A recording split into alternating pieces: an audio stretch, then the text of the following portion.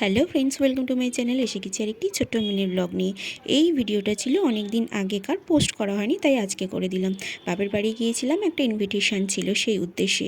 তো সেখানে ইনভিটেশন খেয়ে তারপরে বিকেলের দিকে একটু বেরিয়ে পড়েছিলাম।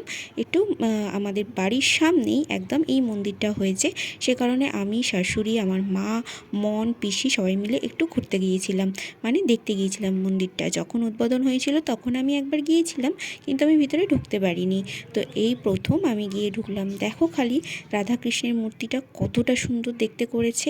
তার উপরন্তু দেবাদিদেব মহাদেব, মা দক্ষিণেশ্বরী কালী এখানে প্রতিষ্ঠা করা হয়েছে।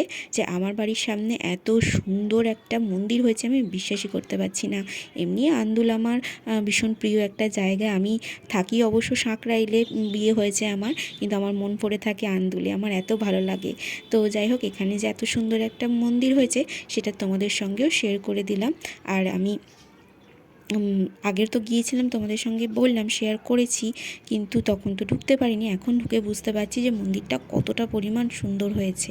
তো যাই হোক, এই ছিল আজকে ছোট্ট একটা ভিডিওটা ভালো লাগলে একটা লাইক করে দিও, চ্যানেলটি প্লিজ সাবস্ক্রাইব করে দিও।